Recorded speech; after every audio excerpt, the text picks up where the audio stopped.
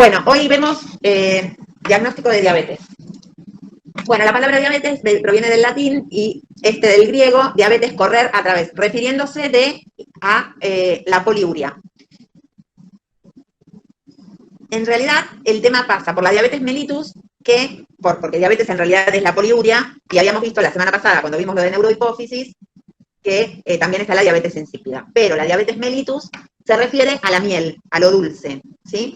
Históricamente, vieron que en la orina de los pacientes, cuando estaba el hábito de orinar en la vía pública, estaban las moscas en esa zona, y de ahí se empezó a investigar qué pasaba con la orina de esos pacientes, como para hacer un poco de historia.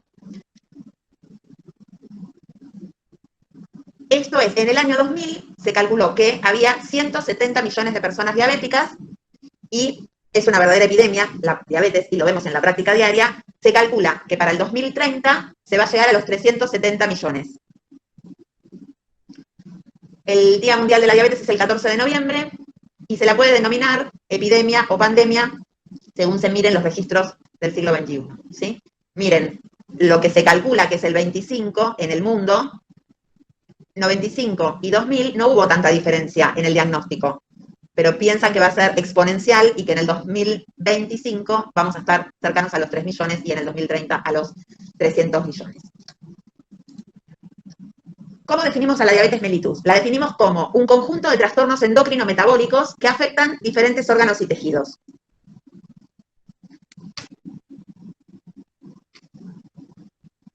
Es una enfermedad crónica caracterizada por una hiperglucemia, a su vez causada por la baja producción de la insulina. Esta insulina, como ustedes ya saben, está secretada por las células beta de los islotes de Langerhans, y a su vez existen dos mecanismos, fundamentalmente en la diabetes tipo 2. La falta de insulina o la disminución de la producción de insulina, y el inadecuado uso del cuerpo cuando hay insulina y no la pueden usar para el metabolismo de los hidratos, los lípidos y las proteínas.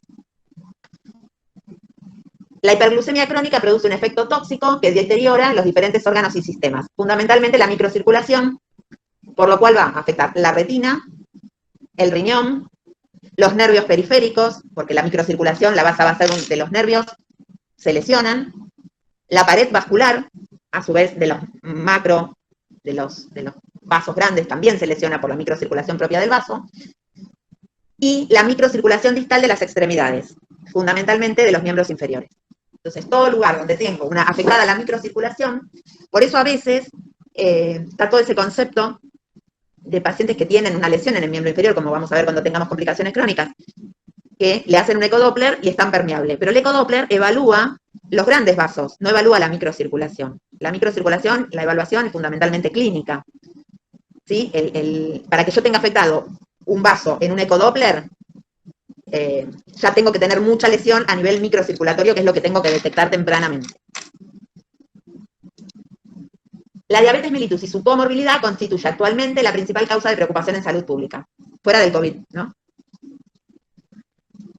Porque ahora todo estaba abocado al COVID, y bueno, y fue pasando que están apareciendo montones de complicaciones de pacientes que no han consultado, que no se han controlado, y esto todavía no hay trabajo, pero se deterioró aún más, y aún más cuando el COVID afecta como uno de los órganos el páncreas. Entonces, también en la internación tienen hiperglucemias severas, más los pacientes graves, como que hay una relación. Tampoco hay trabajos en el momento, son todos ensayos clínicos, pero muchos de los pacientes de terapia hacían hiperglucemias de 400 o de 500 sin ser diabéticos. Quedaron diabéticos con el COVID. El COVID fue por todo. ¿Cómo que quedaron diabéticos por el COVID? Sí, porque afecta al páncreas, como otras tantos órganos, el corazón, la vista, el neurocognitivo, deja secuelas a nivel de múltiples órganos. Y una de las secuelas es la diabetes.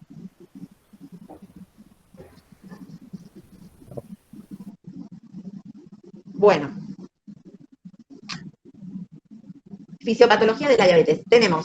Hay un déficit de insulina, hay un aumento de la relación glucagón-insulina, ¿y esto qué me va a traer?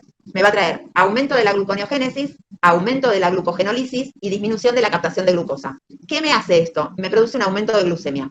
La glucemia, a su vez, aumentada, me produce la diuresis osmótica, que va a ser la causa de la poliuria, y a su vez la deshidratación, que a veces no es evidenciable. ¿Por qué? Porque el paciente tiene poliuria y polidipsia, entonces orina pero toma. salvo en casos de descompensación severa que vienen con deshidratación. Pero si no, vienen con la poliuria y la polidipsia y no vienen deshidratados a la consulta de diagnóstico, de rutina, por consultorio, que es distinto al que presenta por guardia, como vamos a ir viendo. A su vez, el déficit de insulina aumenta la lipólisis, disminuye la lipogénesis, disminuye la síntesis proteica. ¿Y qué me produce? Liberación de ácidos grasos y aumento de cuerpos cetónicos.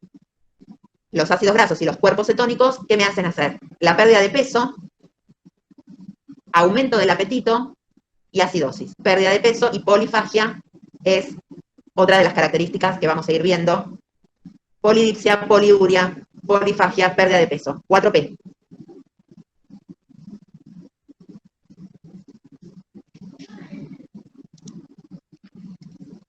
Existe una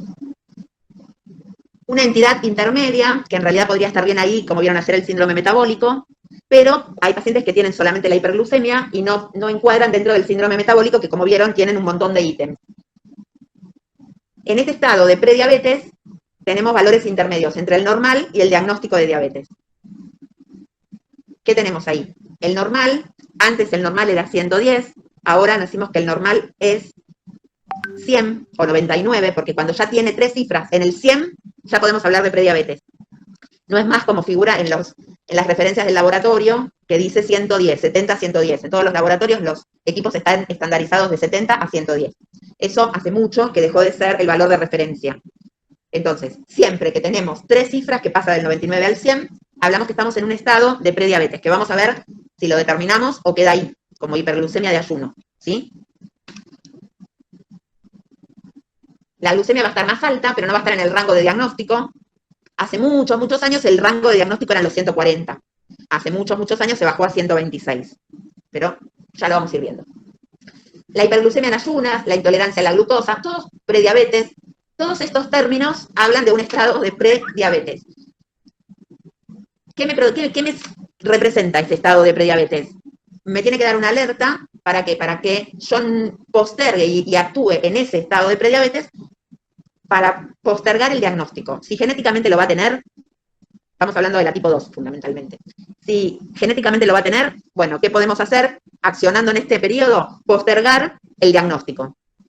¿Sí? Con medidas higiénico-dietéticas, a veces con medicación, postergamos el diagnóstico. Puede estar dentro del síndrome metabólico, obesidad, dislipemia, hipertensión, y en general lo tratamos para postergar ese diagnóstico, dieta, ejercicio y medicación, como les decía recién. ¿Cuáles son los criterios de alto riesgo para diabetes? Como que estas 3 cosas que les voy a nombrar me hablan de que sí o sí va a ser diabético en algún momento. Entonces hay que explicarle y trabajar mucho con el paciente, porque en general no tenemos cultura de prevención, sino de acción cuando ya el diagnóstico está hecho. Pero lo importante en la atención primaria es trabajar en la prevención. Piensen que cuando uno hace el diagnóstico de diabetes, en la diabetes tipo 2, lleva 15 años de toxicidad en los vasos de picos de glucosa que fueron marcando en el postprandial, por ejemplo, que fueron dañando esos vasos. Siempre que no intervengamos antes, que no hagamos controles en los familiares de los diabéticos y que no accionemos activamente en este estado de prediabetes, siempre se llega al diagnóstico de diabetes tarde. Siempre que se diagnostica ya hay algún daño en algún lugar. Entonces, por eso la importancia de marcar bien la prevención y dónde tenemos que ir a buscarla. Tratar de llegar nosotros antes que ella. Los 3 ítems que yo les decía que son importantes es la glucemia en ayunas alterada, que es ese paciente que va a estar entre el 100 y el 125. Y se llama así la entidad, glucemia en ayunas alterada. No tiene otra cosa. Le hacemos el test de tolerancia, todo, no tiene otra cosa. Solamente le dan alta las glucemias en ayunas. Le hacemos un test de tolerancia a la glucosa, que se escribe como TTOG, TTOG, test de tolerancia oral a la glucosa, lo pedimos así en el laboratorio, y se pide basal y a las 2 horas. ¿Qué me va a dar? Si a las 2 horas está entre 140 y 199, voy a tener una intolerancia a la glucosa, o una tolerancia a la glucosa alterada, o una resistencia a la insulina. Lo van a encontrar de cualquiera de las 3 maneras. Como tolerancia a la glucosa alterada, como intolerancia a la glucosa, como resistencia a la insulina. Y si no, una hemoglobina glicosilada. ¿Saben qué es la hemoglobina glicosilada? Sí. A ver quién dijo sí. Fui yo, Brian. Brian. Es la unión de la glucosa sin acción enzimática a la hemoglobina, que lo que tiene que se mantiene unida en el tiempo durante mucho tiempo, digamos. Bien, eso es en el glóbulo rojo. Entonces, más o menos lo tendríamos que hacer cada 3 o 4 meses, porque es lo que vive 120 el glóbulo rojo, ¿sí? Entonces me saca un promedio, gracias a Dios que se creó la hemoglobina glicosilada, si no los pacientes, que son, la mayoría son muy mal pacientes, ¿qué hacían? 1 o 2 días antes de hacerse el laboratorio, hacían una dieta estricta, se hacían la glucemia y la glucemia les venía bien. Y concurrían al médico con el valor de la glucemia normal y todos estaban contentos y felices. Este aquí, que muchos pacientes vienen con la glucemia normal y la hemoglobina glicosilada por las nubes. Una Para pregunta. hacer diagnóstico de hemoglobina glicosilada tiene que ser mayor a 6,4, 6,5 para hacer diagnóstico de diabetes, pero este estado de penumbra es entre el 5,7 y el 6,4 de hemoglobina glicosilada. Ahí decimos que estamos en una prediabetes. ¿Puedo hacer una pregunta? Sí. Este estado de prediabetes se da en alguna edad particular o en un rango de edad particular, eso puede pasar a cualquier edad. En realidad, obligatoriamente, después de los 40 años, en los familiares directos hay que pedirlo, el estudio. Pero se puede dar en cualquier edad. Pero como estamos hablando fundamentalmente de esto en la diabetes tipo 2, porque la diabetes tipo 1 va a tener otras características, uno puede empezar a sondear el tema de la diabetes desde mucho antes, pero es en general del adulto. Y otra cosa, Sí. este estado no es una diabetes, es el estado de prediabetes. Pero esto, ¿se puede evitar que sea diabetes o a la larga o a la corta va a tener un diabético igual? Cuanto más accionemos, mejor medidas higiénico-dietéticas tengan, y a veces le podemos agregar medicación, como la metformina. No sé si lo vieron ayer en síndrome metabólico. Con esto, ¿yo qué hago? Postergo, o si el paciente tiene una conducta, tiene la actividad física, tiene la dieta, puede ser que no lo haga, que no la desarrolle. También puede ser que sea un paciente con todo el síndrome metabólico, joven. Entonces, si yo le diagnostico una prediabetes o un síndrome metabólico a los 35 años, en 20 años va a ser joven todavía y va a tener complicaciones si no se adhiere bien al tratamiento. Si yo le diagnostico un estado de prediabetes a un paciente con 60 años, a lo mejor en 20 años, cuando me hagan las complicaciones, va a tener 80. Entonces yo en el de 60 puedo ser un poco más permisivo, o en el de 70, que viene a hacerse un chequeo, y tiene 116. Le digo, pero no le pongo la misma presión que a un paciente con un síndrome metabólico de 35 años, que le queda un montón de años para presentar las complicaciones o el diagnóstico de diabetes. ¿Se entiende? Sí, sí. Que cada paciente es particular. Y en diabetes es sumamente artesanal, porque nos tenemos que adaptar a todo, porque tenemos que lograr que conviva, que la diabetes y la prediabetes convivan con él. Entonces hay que ser flexible en su situación económica, laboral, familiar. Tenemos que ir adaptándonos cuando veamos después tratamiento, que no lo vamos a ver hoy, porque si no eran como 100 diapos. Hoy hacemos diagnóstico de todas las diabetes, cómo lo estudiamos, cada qué frecuencia, todo eso, y vemos cuándo les doy la de diagnóstico, porque si no eran más de 100 diapos y era un montón. ¿Se entendió, Brian, más o menos? Sí, no, más o menos entendido. Sí, no, porque me quedé pensando, tipo, no sé, vi una persona X, hace un estudio de sangre y le da, no sé, 160, un solo estudio. Esa persona tiene más de una glucosa alterada en ayunas que no necesariamente tiene que ser una prediabetes. Entonces, por eso me dejó pensando. Bueno, ahora lo vamos a ir viendo, pero si tiene 160, no es prediabetes. ¿Qué dice acá para ser Glucosa alterada. prediabetes? Tiene que estar De entre 100 y 100 a 125. 125. Con 160, no me quiero adelantar, pero yo se lo tengo que repetir, y si vuelve a ser mayor a 126, hago diagnóstico de diabetes. Ya directamente con dos estudios que dan el mismo valor. Sí. Listo. Sí, porque está estandarizado así desde el año 90 y pico y no se ha modificado y se ha visto que se ha hecho el diagnóstico con 126, 2 de 126, aunque le dé 127 y 128. Hacemos diagnóstico de diabetes. Siempre es resistencia a la insulina. Depende, después veremos si tiene resistencia a la insulina clínicamente o si le podemos dosar. Pero yo hago diagnóstico de diabetes con 122 mayores a 126, estandarizado, ¿eh? Es así. No es más de los 140 que se hacía eso, pero ya ni lo llegué a ver yo, el 140. Es muy, muy viejo.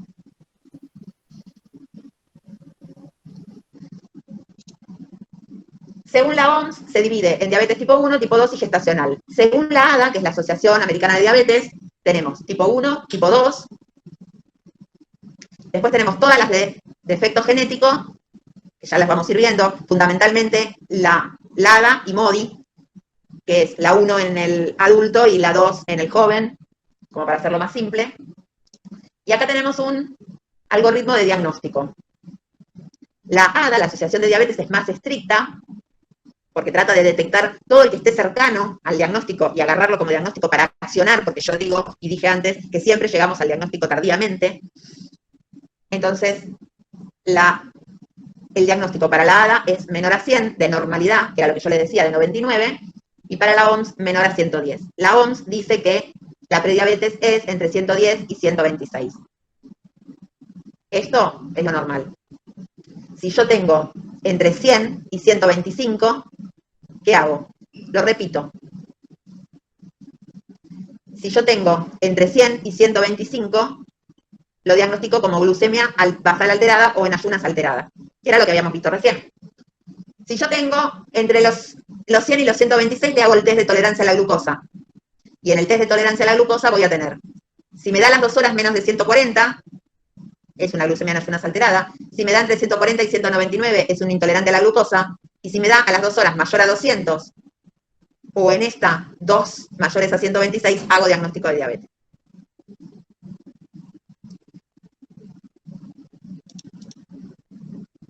Igual lo voy a repetir un montón de veces, no desesperen porque hay varias diapos para ir fijándolo. Después tengo, aparte de la 1, la 2, la MODI, la LADA y la gestacional, que serían las 5 que nosotros vamos a ver, 1, 2, MODI, LADA y gestacional. Aparte de esas, tengo diabetes producida por drogas, los glucocorticoides, tóxicos, un veneno, las hormonas tiroides, el hipertiroidismo, el diazóxido, el agonista beta-adrenérgico, las tiazidas, el interferón, el dilatrin, el ácido nicotínico y la pentamidina.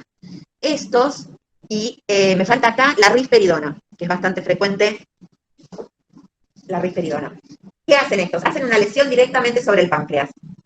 Incluso algunos, los que actúan sobre la inmunidad, como el interferón, me van a generar anticuerpos, anti-insulina. Y después, otras diabetes son secundarias a pancreatitis crónica, secundarias a un trauma pancreático con una pancreatectomía, secundarias a un cáncer de pulmón, a un cáncer pancreático, a una fibrosis quística, a una hemocromatosis, o a una pancreatopatía fibrocalculosa, que es también dentro de las complicaciones de la crónica. Entonces, las 5 que vimos antes, las secundarias a medicamentos y las secundarias a patologías pancreáticas, que no es una lesión del islote pancreático y la célula beta, sino que es una lesión del páncreas en general. ¿Estamos? Si hablamos un poco de diabetes mellitus tipo 1, tenemos que es una enfermedad metabólica, pero que está caracterizada selectivamente por la lesión de la célula beta, que la 2 tiene la alteración de la célula beta y la resistencia a la insulina. En vez la 1 tiene solamente la lesión de la célula beta. 1 de cada 20 diabéticos tiene tipo 1.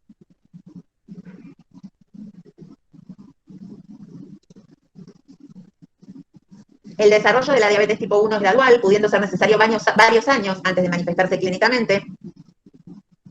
Y, en general, hay una alteración de la inmunidad contra las células beta. Es autoinmune.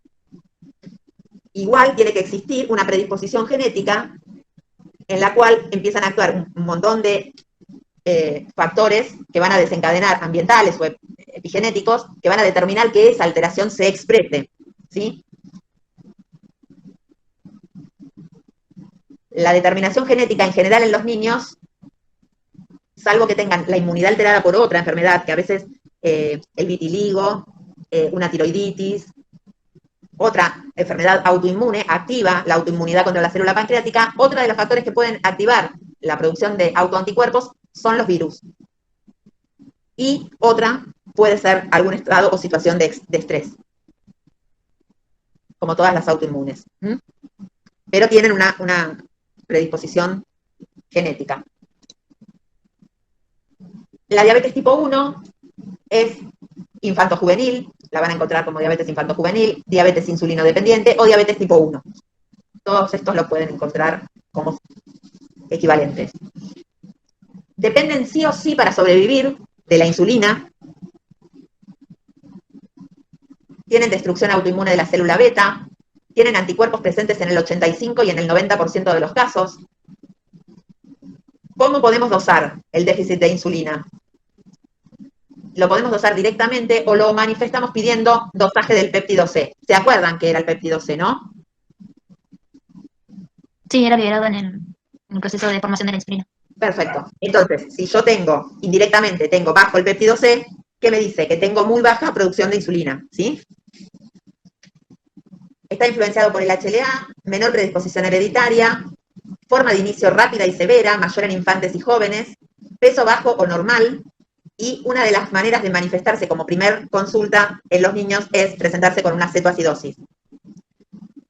No me quiero explayar acá en lo que era la cetoacidosis, pero es una complicación severa en la cual tienen dolor abdominal, náuseas, vómitos y un estado de acidosis metabólica, que ya lo vamos a ver cuando veamos complicaciones, pero es una de las formas en que concurren los niños a la guardia por primera vez con el dolor abdominal, las náuseas y los vómitos, y uno lo ve adelgazado, y bueno, y ahí hace el diagnóstico. A diferencia, la diabetes mellitus 2 es una enfermedad metabólica caracterizada por altos niveles de glucosa en sangre, debido a una resistencia celular a la insulina, combinada con una secreción de insulina, con una deficiente producción de insulina por el páncreas. Entonces, el paciente puede tener las dos alteradas, o puede alterar una y con el tiempo aparecer la otra.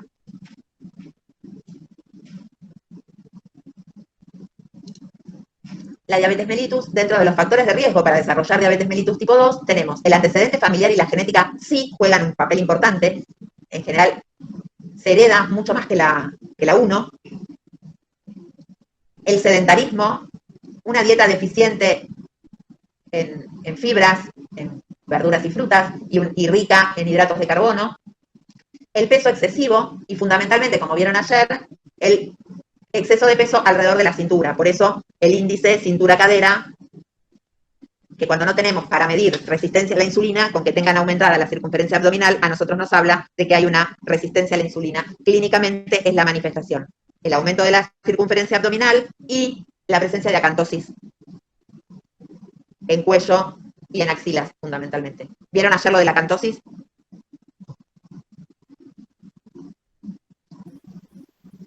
Sí, algo mencionó, no me acuerdo mucho, pero sí lo mencionó. Es un color, tienen en el cuello como unas líneas, que ahora le van a empezar a mirar el cuello a todos, tienen como unas líneas que la gente a veces dice que se lava y que se quiere sacar esa marca que tienen en el cuello, no me lo puedo sacar con nada, y en realidad es depósito de insulina.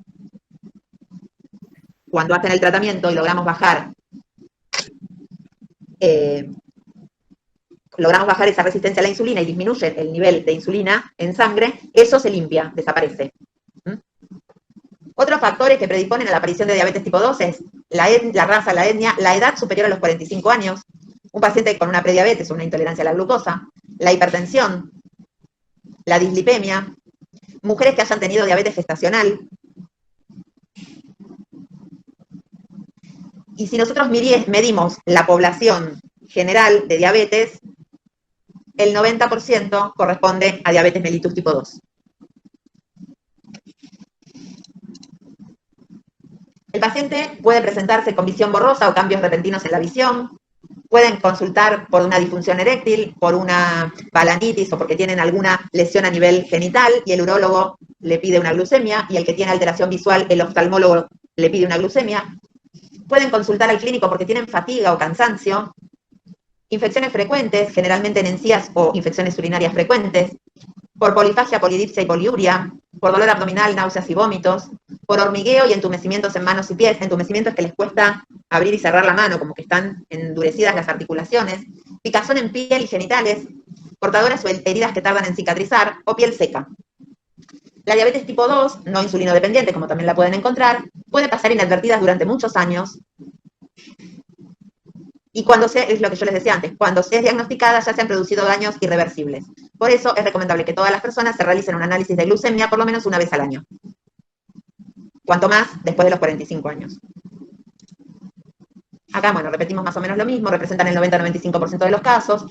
Insulino no dependiente, tipo 2, no dependen de la insulina para sobrevivir, porque tienen un déficit en la producción de insulina, no está totalmente alterada la producción. Pero ¿qué pasa? A veces los pacientes empiezan tratados con medicamentos y llevan muchos años, llevan 20 años, y se termina de agotar esa producción de insulina y uno ahí tiene que asociar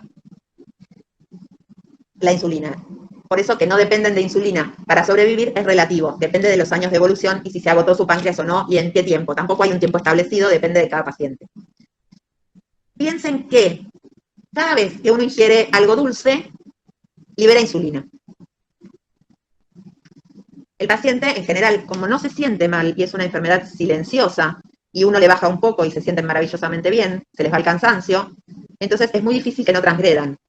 Entonces, llega un momento que siguen teniendo que liberar fisiológicamente porque no hacen bien su dieta, liberan. Esa insulina que se libera, si está alterada, ¿dónde la van a usar? Porque no se puede usar, porque conviven con la resistencia a la insulina, en general el tipo 2, ¿qué hace? ¿Cómo lo acumula?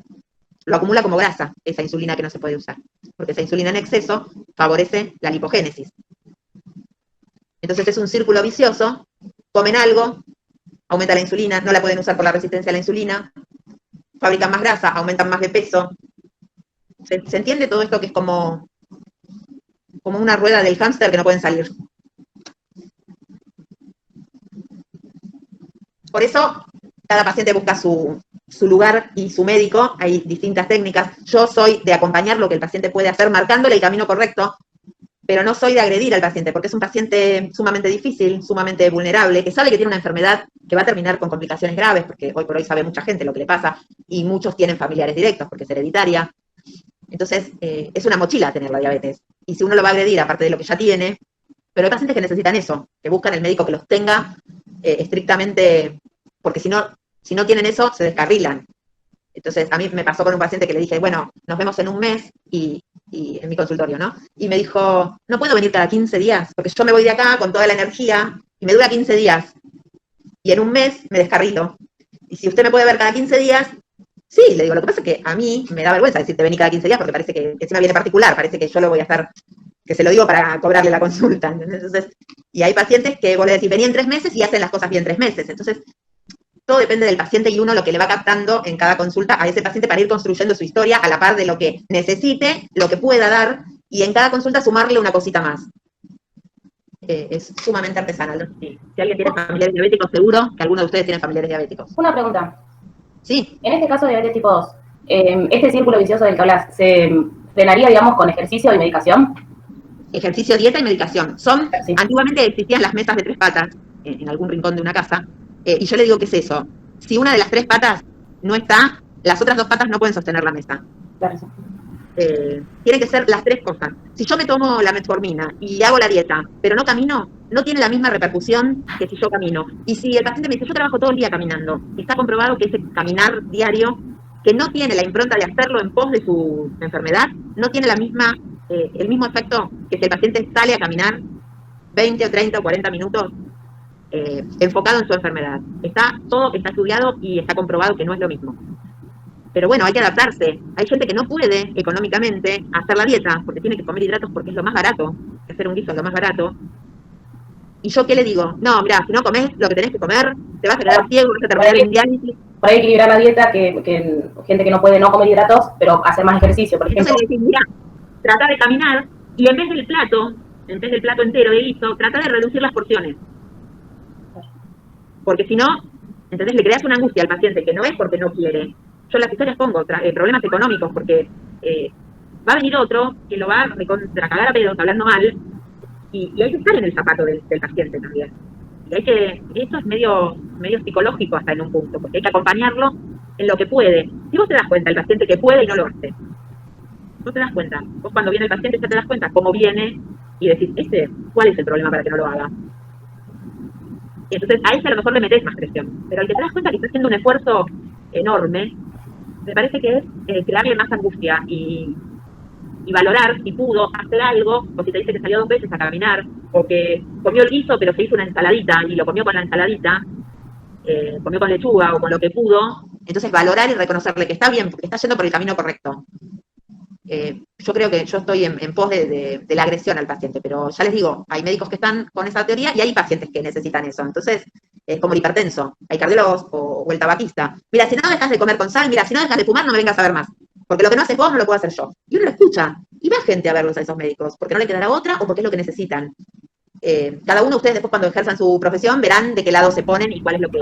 También eso a veces lleva a mentir al médico, porque si le dices, si no comes sal, no vengas más, y el paciente por ahí sigue comiendo sal y por miedo a que lo reten, miente y dice que no come sal. Obvio, pero ahora también hay forma de determinar, porque le miden el sodio urinario y saben que le está mintiendo. Entonces te ponen loco, ¿entendés? Y yo, me venías con unas glucemias normales, me traes hemoglucotes normales, pero me traes una hemoglobina glicosilada mal, yo le digo, bueno, vamos a hacer controles postprandiales, porque a lo mejor te da alta en el post-almuerzo o en la poscena, y me quedo como que les hago dudar de que si no están haciendo las cosas bien no es por eso, es porque no las están haciendo bien, cuando no coincide. Pero después hay pacientes que se mienten a ellos, hay pacientes que te traen el cuadernito escrito los valores y no son malos los controles, y le decís, la próxima tráeme el aparatito, y miro la memoria del aparatito. ¿Y qué haces con ese paciente? O sea, ¿cómo se le haces entender? ¿Cómo? Sí, no, digo, con ese paciente, digo, ¿cómo se le haces entender? O sea, qué jodido.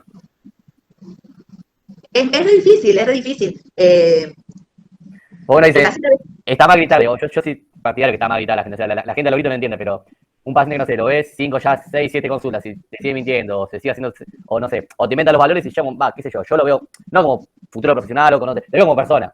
Es como que no sé, le decís 5, 6, 7 veces las cosas y sigue haciendo lo que quiere, es como, creo yo que ya llegó uno que te saca las casillas. Pasa que a veces no es lo que quiere, es más allá de, por ahí se tiene que tratar con un grupo como con psicólogos y eso, calculo yo. No es que no quiera, es lo que puede, no es lo que quiere, es lo que puede, económicamente, laboralmente o psicológicamente, es lo que puede hacer, y si lo está haciendo, y sabiendo que uno le puso todas las cartas delante de la mesa, y sabiendo todo lo que viene y todos los riesgos, y uno le explica, mirá, si no lo haces, te va a parecer tal cosa, pero también, por eso digo que es artesanal, porque también yo le digo al paciente que no puede comer nada más que guiso, mirá, la verdad, yo entiendo que comas nada más que guiso, pero si seguís comiendo así, te vas a quedar ciego.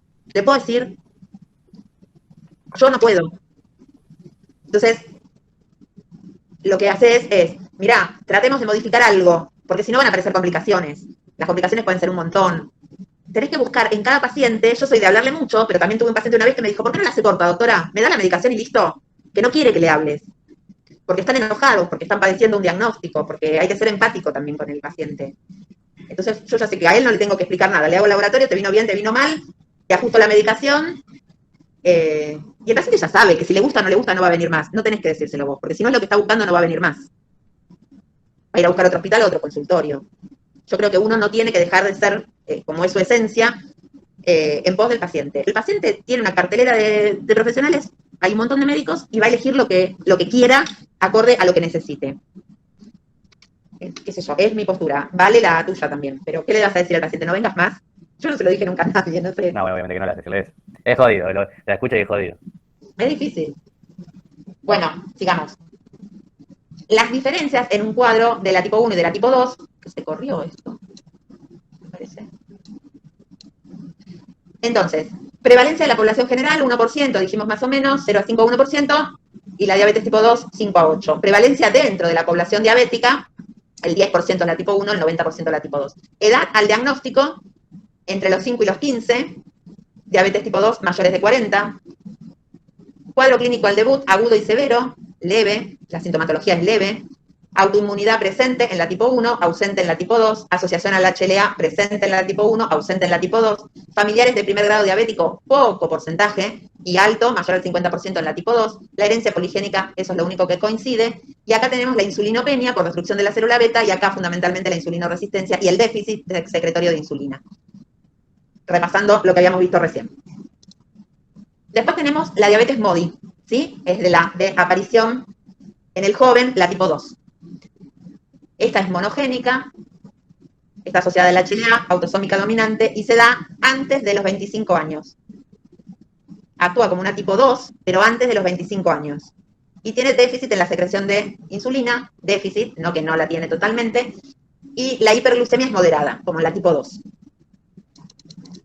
Esa es la MODY. Y la ADA es lenta y progresiva autoinmune, sería la 1, pero en el adulto.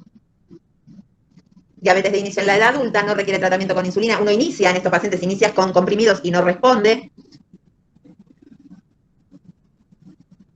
Y si no, un bajo porcentaje responde poco, pero le puedo asociar insulina. Es un tratamiento combinado.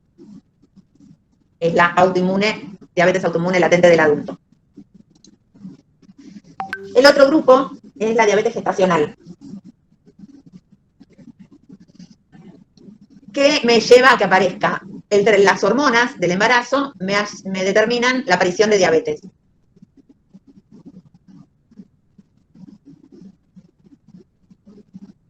¿Qué hacen las hormonas del embarazo? Disminuyen la acción de esa insulina, actuarían como una resistencia a la insulina. ¿Qué hace esto? Avanza generalmente en los embarazos, generalmente no es estrictamente así, pero en general es más de la embarazada después de los 30, 35 años. Es menor el porcentaje en embarazadas jóvenes. ¿Cuáles son los factores de riesgo para presentar diabetes gestacional?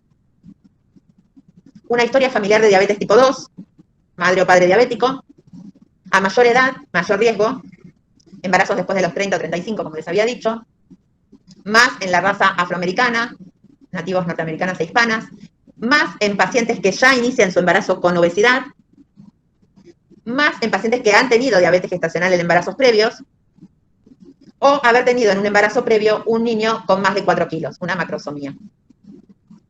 Fumar dobla el riesgo de diabetes gestacional. En esto, en diabetes gestacional, se excluye la diabética que se embaraza. ¿Sí? Una cosa es la diabética que se embaraza y otra cosa es la que se diagnostica durante el embarazo. Una diabetes gestacional mal controlada lleva a una macrosomía del bebé y a una muerte intraútero o periparto del bebé. Bueno, ahí terminamos con la clasificación. Las que yo quiero que sepan, no las de las alteraciones genéticas, son las 5 que dijimos. 1, 2, gestacional, MODY y LADA. Y después que hay secundarias a fármacos y a patologías pancreáticas. Ahora vamos a ver el cuadro clínico. Los síntomas y signos más frecuentes y más difundidos son las 3P, que yo le digo que son 4. Poliuria, polidipsia, polifagia y pérdida de peso.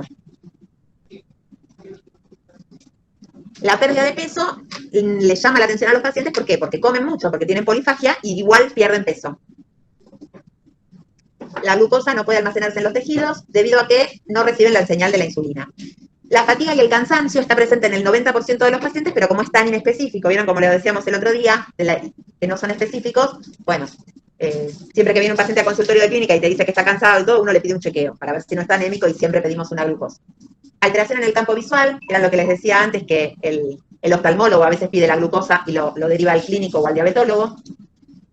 A veces el urólogo o el ginecólogo, porque los pacientes que hacen vulvovaginitis o balanopostitis en el hombre, también les suelen pedir un laboratorio y después te lo derivan.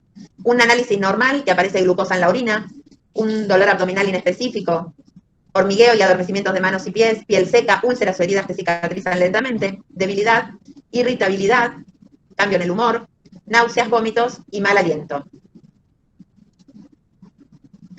Y acá volvemos a lo que hablamos antes, más o menos al principio, el diagnóstico. El diagnóstico se va a basar en la medición única o continua hasta 2 veces de la glucosa en plasma que pedimos como glucemia. Desde el 99, que modificaron los valores, que era lo que yo les decía antes, tenemos que, este es el cuadrito de diagnósticos. Un paciente con síntomas de todo lo que yo le nombré antes, y una glucemia casual es en cualquier momento del día, no necesariamente en ayunas, mayor a 200, me hacen diagnóstico de diabetes. Una glucemia en ayunas mayor a 126, en 2 registros, me hace diagnóstico. Una glucemia mayor a 200 a las 2 horas, en el test de tolerancia oral a la glucosa, me hace diagnóstico. Y desde el 2020, que no está agregado acá, una hemoglobina glicosilada mayor a 6,4.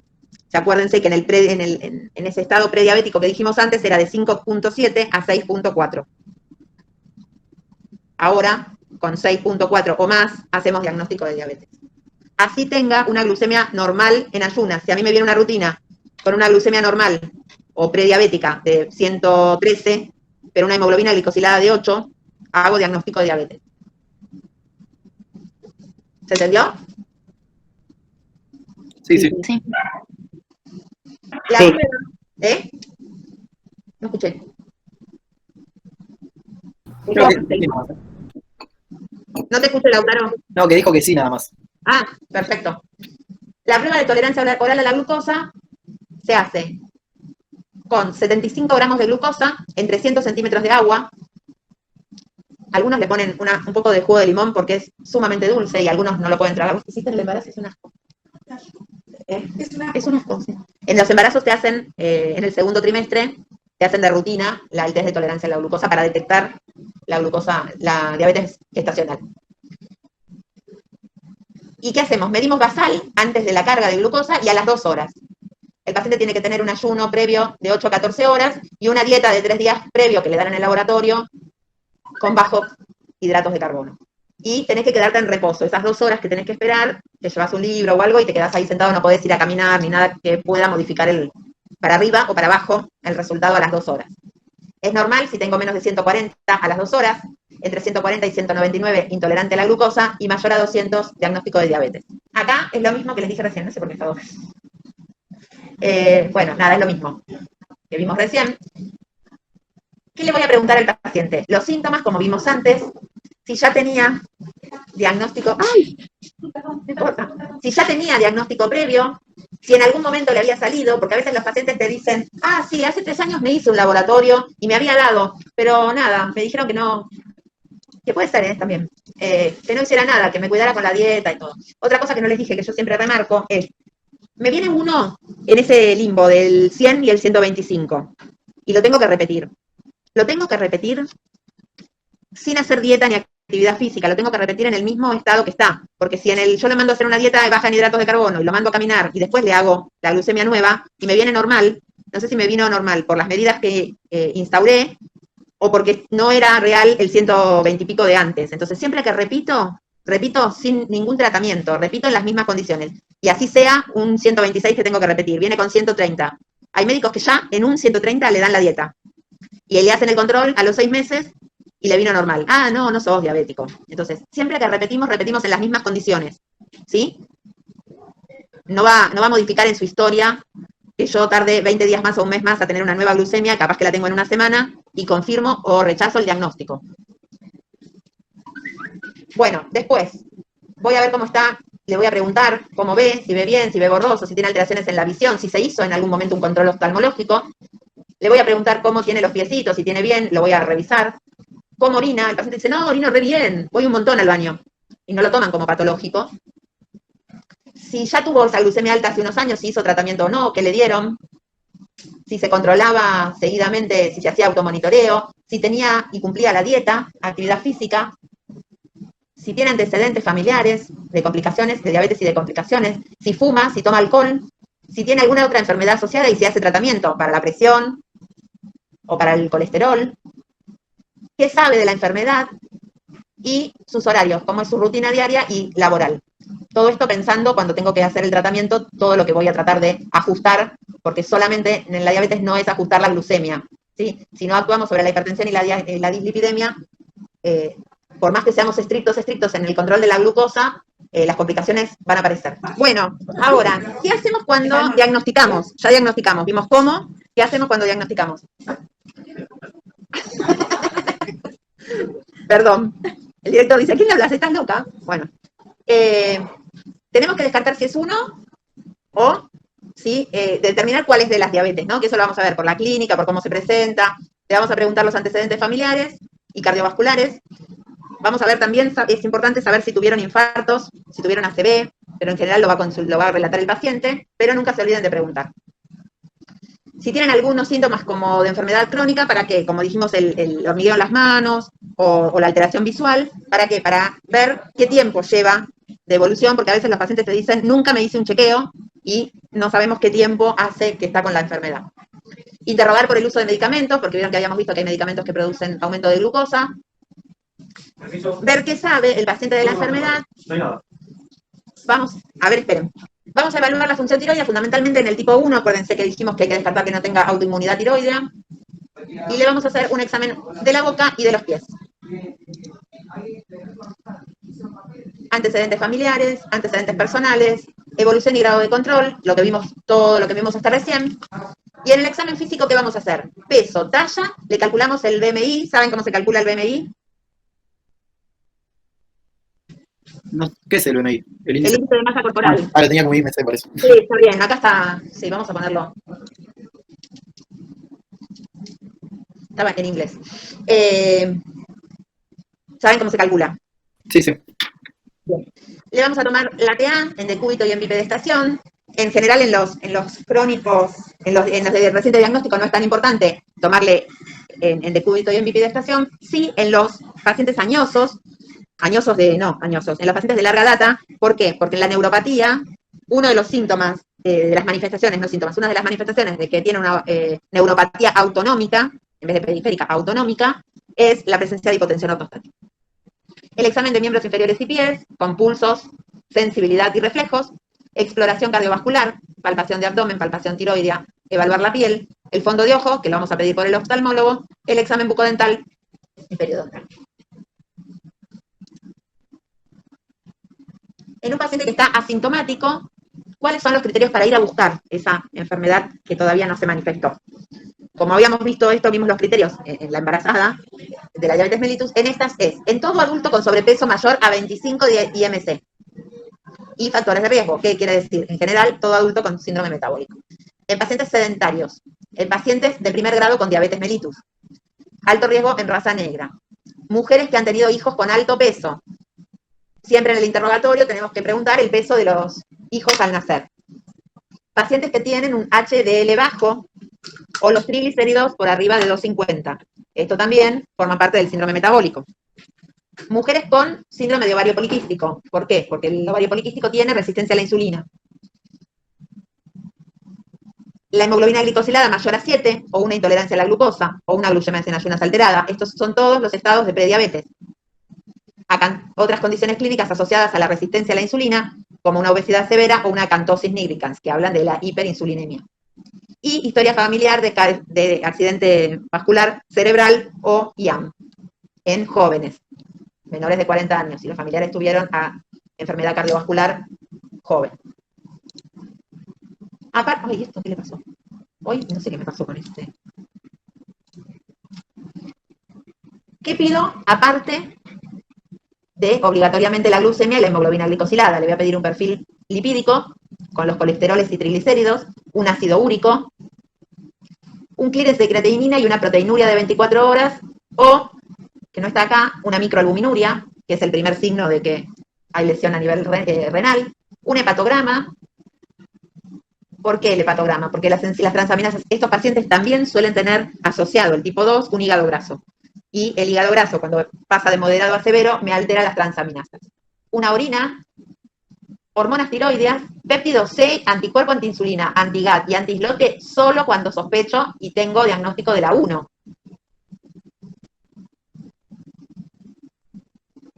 Y estas, nada, esto solamente porque lo vimos, cuando vimos las otras endocrinopatías, descartar una endocrinopatía y que la diabetes no sea secundaria a un Cushing, a un feocromocitoma, ¿sí?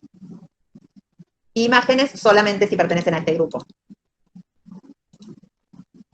Acá tienen una tablita de equivalencias, hay laboratorios que me lo dan la glucemia en vez de miligramos por decilitros, me la dan en milimoles, y qué insulina, qué hemoglobina equivale a estos valores. Si yo me viene una hemoglobina glicosilada de 7, quiere decir que sus glucemias más o menos en promedio están en este valor.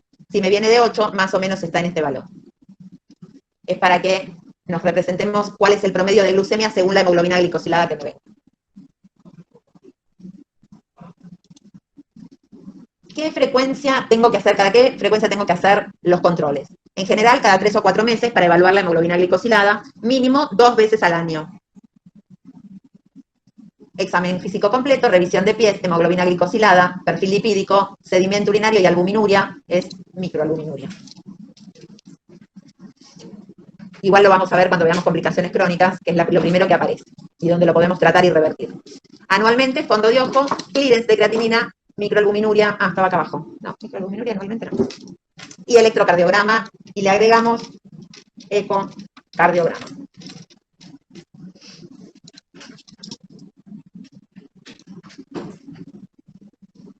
Y acá es un resumen, después léanlo, de todo lo que dijimos, lo que implica la atención ambulatoria del paciente diabético. Todo lo que tengo que evaluar en la consulta de laboratorio, de consultorio. Bueno, Buenísimo. listo, entonces, quedamos así.